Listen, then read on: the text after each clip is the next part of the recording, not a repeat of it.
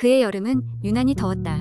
찜통 같은 더위 속에서 사람들은 조금이라도 시원한 바람을 찾아 산과 바다, 계곡으로 떠났다. 하지만 나는 학업과 아르바이트로 여름 내내 바쁜 나날을 보내야 했다. 모든 것에 지친 나는 주말에 잠시 쉬고 싶어서 일단 시골에 있는 할머니의 집으로 내려갔다.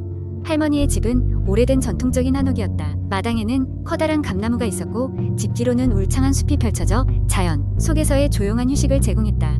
그날 저녁 할머니는 맛있는 저녁을 준비해 주셨고 우리는 흥미로운 옛 이야기를 나눴다. 어둠이 깔리고 할머니는 잠자리에 드셨지만 나는 오랜만에 찾은 시골에 정취에 잠이 오지 않았다. 그래서 마당에 있는 작은 평상에 누워서 막걸리를 한 잔 마시며 하늘의 별을 바라보았다. 그때였다. 숲에서 이상한 소리가 들리기 시작했다. 처음에는 바람 소리겠지 하고 무시했지만 소리는 점점 가까워졌다. 마치 나를 부르는 듯한 희미한 속삭임이 귀에 스며들었다. 호기심에 못 이겨 나는 소리가 나는 쪽으로 천천히 걸음을 옮겼다.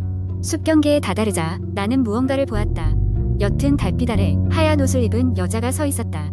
그녀는 고요히 나를 응시하며 서 있었다. 순간적으로 뒤에 있는 할머니가 여러 번 들려주신 전설이 떠올랐다. 예로부터 이 숲에는 한 맺힌 귀신이 떠돈다는 것이다. 몸이 얼어붙은 듯 움직일 수 없었다.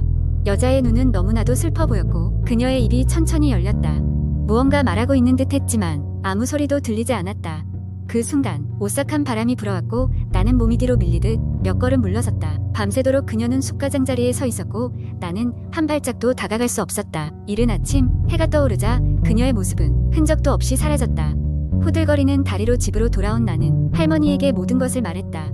할머니는 걱정스러운 얼굴로 나를 바라보며 말씀하셨다. 저 여자는 이 마을 사람들에게는 전설 같은 존재란다.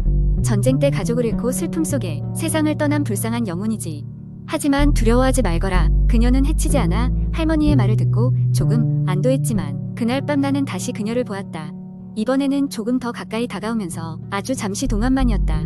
그녀의 얼굴에는 가녀린 미소가 스쳐 지나갔다. 나는 할머니의 집에서의 마지막 밤 다시 한번 숲가를 향해 걸음을 옮겼다. 그리고 이번에는 두려움을 이겨내고 그녀에게 다가갔다. 그녀는 그대로 서 있었고 늦은 밤이지만 그 주변만은 묘하게 밝았다. 가까이 다가가자 그녀가 조용히 말하는 것을 들을 수 있었다. 고맙습니다. 그 한마디를 마지막으로 그녀의 모습은 서서히 사라졌고 그 이후로 다시는 그녀를 볼 수 없었다. 하지만 마음 한켠이 따뜻해지는 느낌을 받았고 그녀가 이제는 편히 쉴 수 있을 거라 생각했다. 서울로 돌아오는 길 나는 그 밤의 경험이 꿈같이 느껴졌다. 하지만 평생 잊을 수 없는 경험이었고 가끔 그 숲과 그녀의 미소를 떠올리며 나 자신도 모르게 미소 짓곤 한다. 두 번째 이야기. 오래된 마을의 끝자락에는 무너져가는 고택이 하나 있었습니다. 그곳은 황혼의 집이라 불리며 수십 년 동안 비어 있었습니다. 마을 사람들은 그곳에 대해 이야기하는 것을 꺼렸습니다. 다만 그 집에서 밤늦게 이상한 소리가 들린다는 소문만이 나돌았습니다. 그 집에 들어갔다 나온 사람은 없었고 들어가려고 시도했던 사람들조차 무언가에 의해 길을 잃고 마는 기이한 경험을 했다고 합니다. 이야기의 주인공은 대학생 영수로 그는 오랫동안 황혼의 집을 탐험해보고 싶다는 열망을 가지고 있었습니다. 졸업 논문으로 마을 전설을 연구하기로 결심한 그는 친구 2명을 설득하고 여러 장비를 챙겨 고택으로 향하게 됩니다. 어느 날 저녁 그들은 햇살이 사라질 즈음 고택에 도착합니다. 고택은 긴 세월을 무색하게 앉아 무언가를 기다리는 듯 침묵 속에 서 있었습니다. 건물 주위를 돌며 모든 창문과 문이 단단히 잠겨있음을 확인한 그들은 뒷마당의 낡은 문을 통해 집으로 들어갑니다. 집 안은 어두침침하고 오래된 먼지와 곰팡이 냄새로 가득했습니다. 첫 번째 방에 들어가자 그들은 여러 장의 오래된 사진과 벽에 걸린 그림들이 보입니다. 그림들은 모두 같은 가족의 모습을 그리고 있었고 시간이 흐르며 금이 간 유리와 희미해진 인물들이었습니다. 두 번째 방으로 들어간 그들은 갑자기 친구의 손전등이 꺼지는 상황에 처합니다. 암흑 속에서 그들은 벽에 붙은 오래된 메모를 발견합니다. 이 집에서 당신을 기다리고 있어요. 떠나지 마세요. 라는 메시지가 적혀 있었습니다. 그들은 무언가에 이끌리듯 2층으로 이어지는 계단을 오릅니다. 2층에서 무언가 부서지는 소리를 듣고 소리가 나는 방으로 향합니다. 그 안에서 긴 세월 동안 닫혀있던 창문이 열린 것을 발견하게 됩니다. 그곳에서 그들은 수십 년 전에 살던 가족의 일기를 발견하는데 그 일기에는 가족이 이 집에서 겪었던 수상한 사건들이 기록되어 있습니다. 마지막 기록은 누리는 그를 볼 수 없지만 그는 항상 우리 곁에 있다. 이제 모든 것이 끝나기를 바란다. 라고 적혀 있습니다. 그것을 읽는 순간 문이 저절로 닫히며 방 안에 차가운 공기가 맴돌기 시작합니다. 그들은 거대한 존재가 그들을 응시하고 있다고 느끼며 서둘러 집을 빠져나옵니다. 무사히 빠져나온 후 영수와 친구들은 자신들의 경험을 다룬 이에게 상세히 이야기할 수 없었습니다. 그 사건 이후로 또래 친구들은 아무도 다시 황혼의 집에 가까이 가고 싶어 하지 않았습니다. 그 집은 여전히 그 마을의 끝자락에 존재하며 밤이 되면 여전히 누군가를 기다리는 듯합니다. 세 번째 이야기. 나는 그날 처음으로 부모님 없이 혼자 시골의 할머니 댁에 내려가기로 했다. 부모님은 바쁘셨고 간만에 할머니를 뵙고 싶기도 했고 공기도 좋고 조용한 시골에서 잠시 휴식을 취하고 싶었다. 시골 마을은 작은 산들로 둘러싸여 있어서 예전에도 자주 와보던 익숙한 곳이지만 혼자 가는 것은 처음이었다. 할머니 댁은 마을의 끝자락에 자리하고 있었다. 낡은 기와집이었고 정원에는 할머니께서 손수 가꾸신 여러가지 채소와 꽃들이 자라고 있었다. 할머니는 나를 반갑게 맞아주셨고 나는 짐을 풀고 오랜만에 조용한 시골의 밤을 맞이하게 되었다.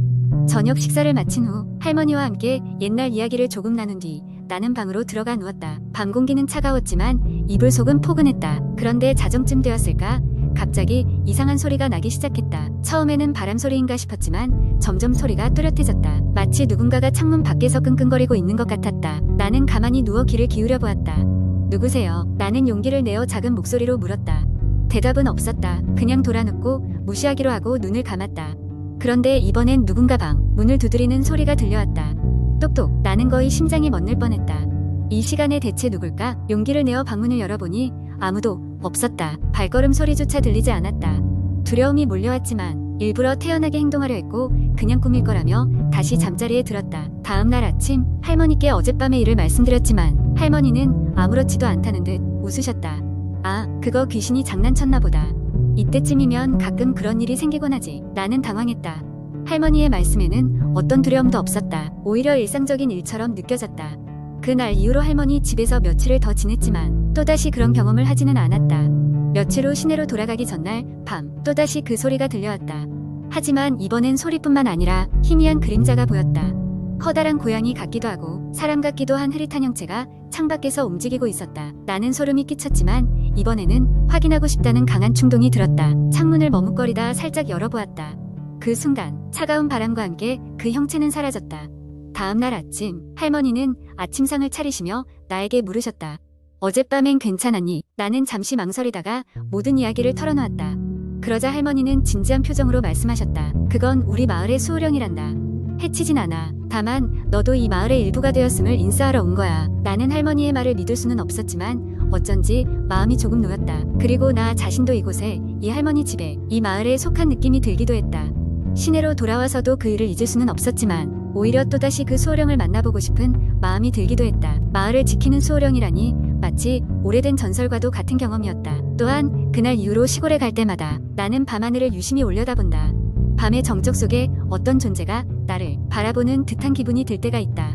그것이 반드시 무섭지만은 않다는 것을 알게 되었던 그 경험은 내게 큰 의미로 남아있다. 당신이 그 마을을 방문하게 된다면 밤에 창문 너머로 바람과 춤추는 어떤 그림자를 만나게 될지도 모른다. 두려워 말고 새로운 인사를 받아들여보라. 그곳의 이야기가 당신에게도 시작될지도 모른다. 네 번째 이야기. 어느 겨울 해운대 근처에 위치한 오래된 아파트에 김주연이라는 젊은 여성이 이사를 오게 되었습니다. 주연은 근처 병원에서 간호사로 근무하며 업무 특성상 밤늦게 돌아오는 일이 많았습니다. 이 아파트는 꽤나 저렴하게 나왔고 위치도 너무나 마음에 들었기에 그녀는 큰 고민 없이 계약을 하게 되었습니다. 이사한 첫날 주연은 무사히 짐을 풀고 책상에 앉아 일을 정리하던 중이었습니다. 갑자기 창문 너머로 찬바람과 함께 섬뜩한 기분이 들어 본능적으로 창밖을 내다보았지만 아무것도 보이지 않았습니다. 아무래도 새로운 곳이어서 이런가 보다 라고 스스로를 달래며 일을 마치고 잠자리에 들었습니다. 며칠간은 별다른 문제 없이 지냈습니다. 일을 마치고 피곤한 몸을 이끌고 집에 돌아오면 따뜻한 라디에이터에 몸을 녹이며 평화로운 시간을 보냈습니다. 하지만 어느 날부터인가 이상한 일이 빚어졌습니다. 새벽 3시 귓가에 낯선 소리가 들렸습니다. 쓱쓱 무언가가 끌리는 소리가 현관문 쪽에서 들려왔고 그 시간에 도무지 잠들 수 없을 정도로 날카로웠습니다. 주연은 집 밖으로 나갈 필요가 없는데도 불구하고 본능적으로 불안한 마음이 들었습니다. 그녀는 이틀 동안 의구심을 갖고 소리에 귀를 기울였지만 아무 단서도 찾지 못했습니다. 세 번째 날 참고 참았던 주연은 용기를 내어 현관문 너머로 나가보았습니다. 복도는 조용하고 차가웠습니다. 그러나 현관문 발치에는 붉은 색 얼룩이 있었습니다. 마음이 철렁 내려앉았지만 그녀는 크게 신경 쓰지 않으려 노력했습니다. 이 기이한 경험이 반복되자 주연은 이 아파트의 과거를 조사하게 됩니다. 이곳은 20년 전 끔찍한 살인 사건이 일어났던 현장이었습니다. 아파트의 이전 거주자는 정신질환을 앓고 있었고 그로 인해 가족을 해친 후 스스로 목숨을 끊었다고 했습니다. 이러한 이야기를 들으니 소름이 끼쳤지만 주연은 이사갈 형편이 아니었기에 그저 무시하고 살기로 했습니다. 어느 날 밤 또다시 새벽 3시 그 소리가 들려왔습니다. 이번에는 소리가 점점 더 가까워지는 듯 했습니다. 주연은 속으로 불안한 마음에 떨며 침대에 앉아 있었습니다. 그녀는 순간적인 용기에 끌려 현관 쪽으로 걸어갔습니다. 그리고 문 아래 틈으로 무언가 끈적한 액체가 흘러나오고 있었습니다. 용기와 공포가 얽힌 상태로 문을 열어보았지만 복도는 여전히 비어 있었습니다. 그날 이후로 주연은 더 이상 혼자 있기를 두려워했습니다. 그 사건은 계속 되풀이되었고 그녀의 정신을 갉아먹기 시작했습니다. 더 이상 무시할 수 없었던 주연은 아파트 관리인에게 사건들을 털어놓았습니다. 놀랍게도 관리인은 심각한 표정으로 말을 꺼냈습니다.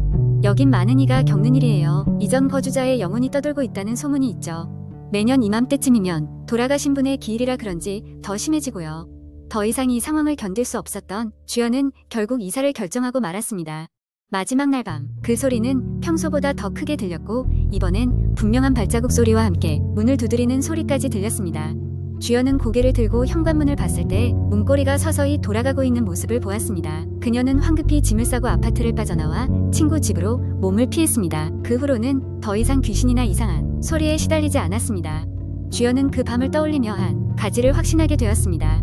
이 세상에는 우리가 알지 못하는 설명할 수 없는 일들이 존재한다는 것을 말입니다. 그리고 때로는 그런 것을 마주할 때 그저 도망치는 것이 가장 현명한 선택일 수도 있다는 것을 깨닫게 되었습니다.